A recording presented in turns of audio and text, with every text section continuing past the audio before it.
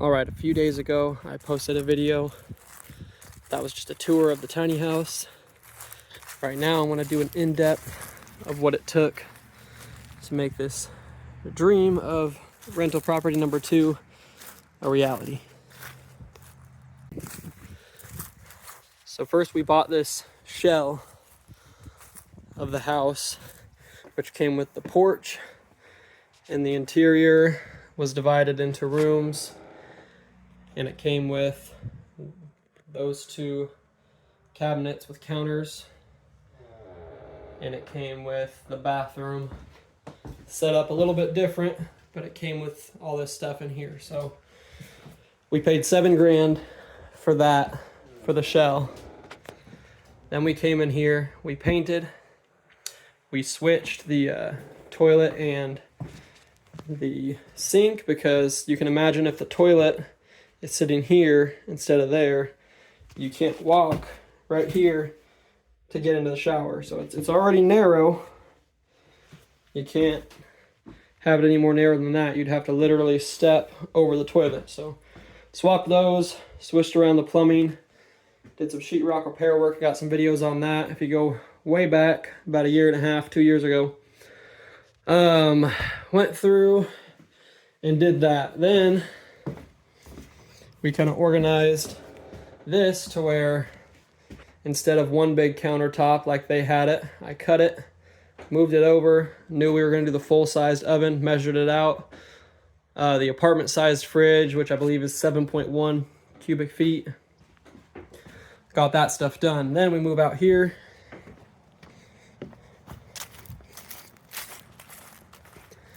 And we did the driveway.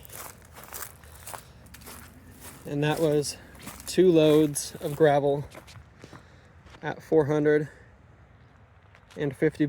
a pop. I believe it came to a total of 30 yards of gravel. We've got it about 4 to 8 inches deep all the way through. So that's that. We did trench work. We've got a trench coming from the tiny house over 70 feet all the way down to the road, 120 feet. So nearly 200 feet of trench, hand dug with that little shovel, 18 inches deep, and then ran 3/4 inch PVC all the way through over to right there is the water connection going up into the tiny house right there on the corner. So there's that. Then we've got I own this property right here, and it had a sewer tie-in, so we tied in sewer coming through this trench all the way underneath that house where we had the tie-in. So that was done. Then we got electrical here.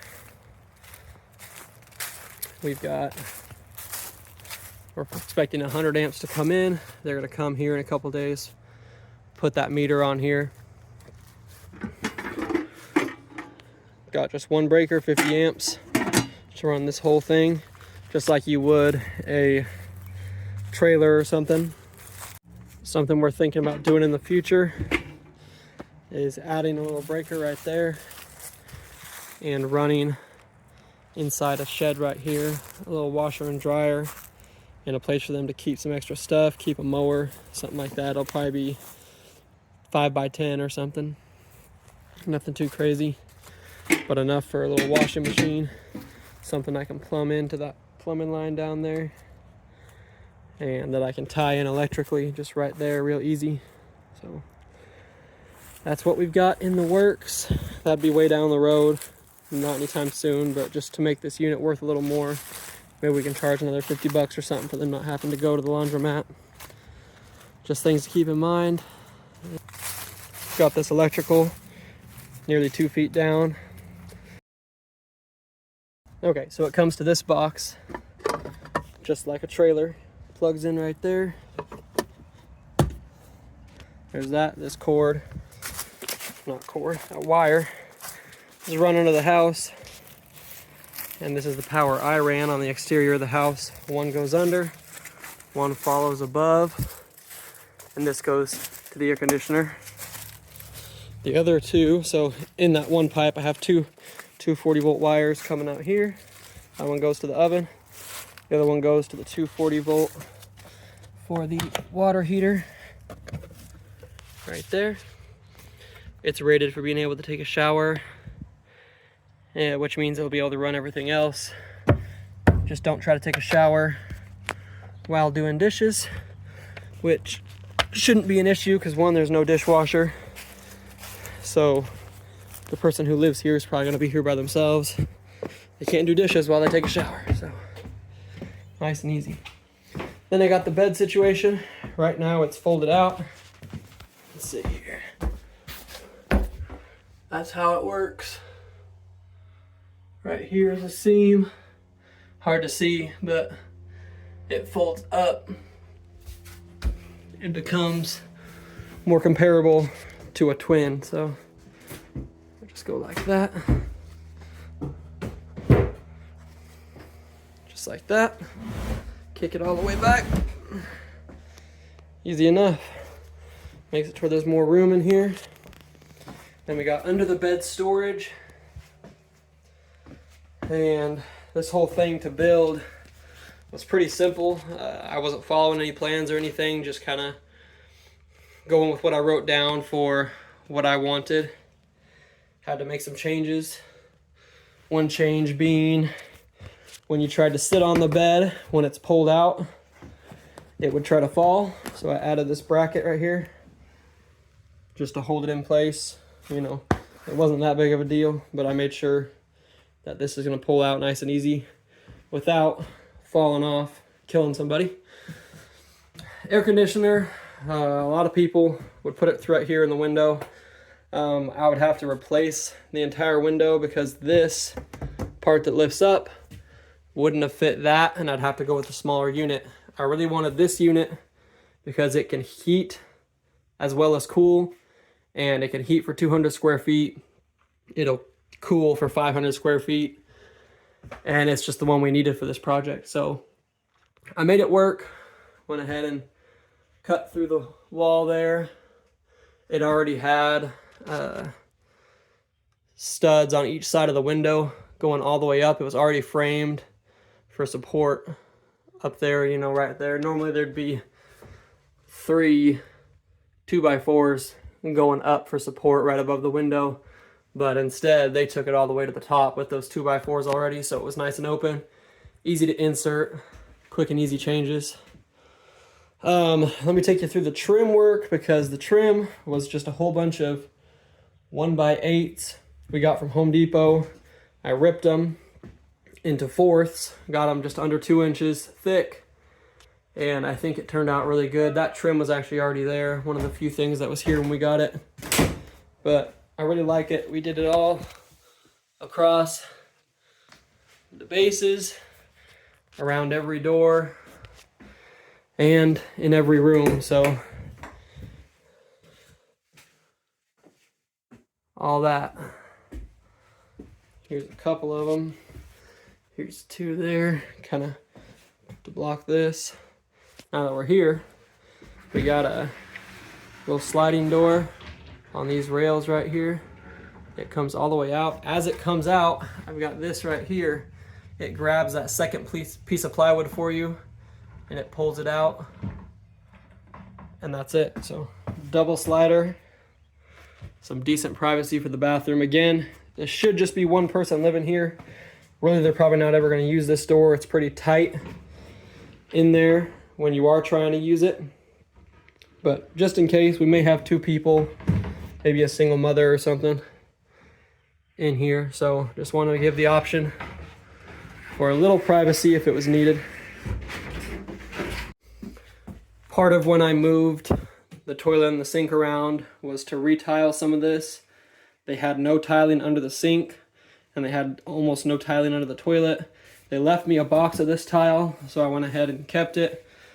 Did all the work to get that done. And when I swapped them, you know, you got to move the plumbing around for the toilet and the sink.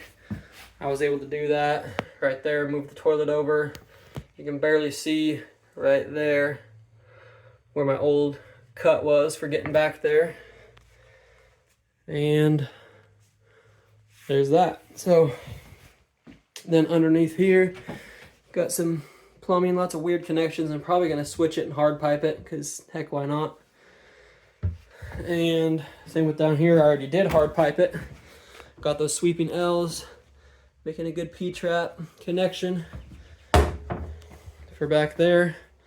These cabinets, they were from Home Depot. They were non-finished. We went ahead and stained them. My wife did, I should say. And that's that. Nice and beautiful, lots of space. Good storage. The whole key with the tiny home stuff is storage. So as much as you can, give people some storage. So I've got that room pretty much finished up. Building this couch, honestly, it's kind of ugly. I don't love it, but it's functional. So it's got the table here. It's got storage right here, these little cabinets. Pretty easy to build. You can see just small hinges each side. Lots of storage all the way through to the wall, which is almost 6 feet deep. So easy access. If you put something way back there, you can always access it again with this. This thing is really well built. I've got that 2x10 absolutely hammered into that wall, screwed into the wall, I should say. Got these old boards. You know, I don't have any money, so these are all free boards I got from Facebook Marketplace. Put them to work. Got them fixed up. Built a pretty good little frame, pretty good storage. Nice and sturdy. Got this right here, so you can access up there. Store stuff down here. This wood's pretty good. I went ahead and framed all down there. Not framed, trimmed. Put trim all the way down there because I think it makes it look better. It looks more professional, more homely. All of that. The flooring was pretty recent. I wanted to have most of this set and ready to go before I floored. And partly because I was in and out.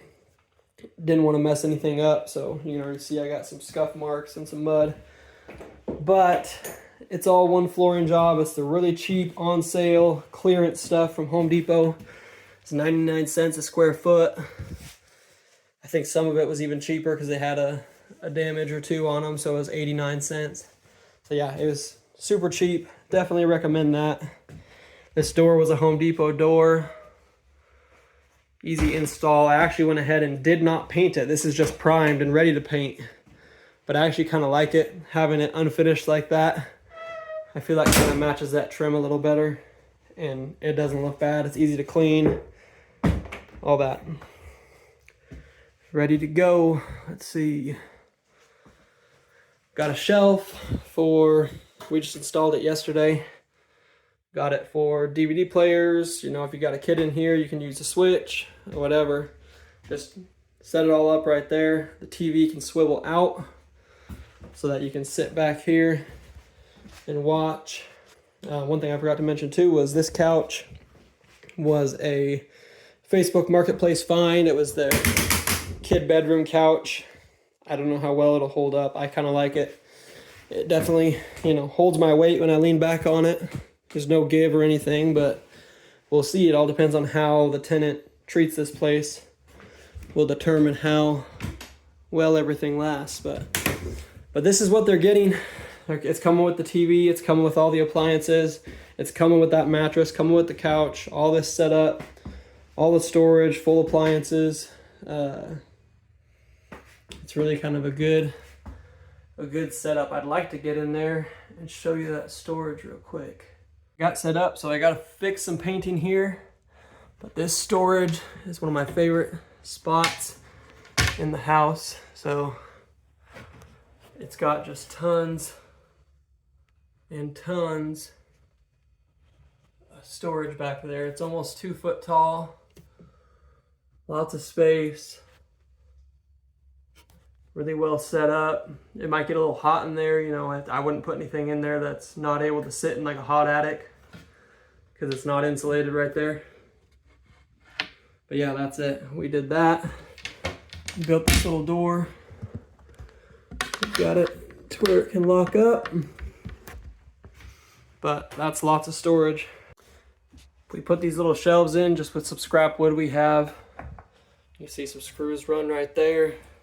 I think there's some in here, right there, right there. Anyway, just a good little shelf connection between the two. Kind of blends those colors pretty good together and is functional. But yes, this is the project that was 2 years in the making. And I think we are officially done, really, besides, like I said, some touch-up paint. Gonna fix a couple minor plumbing issues.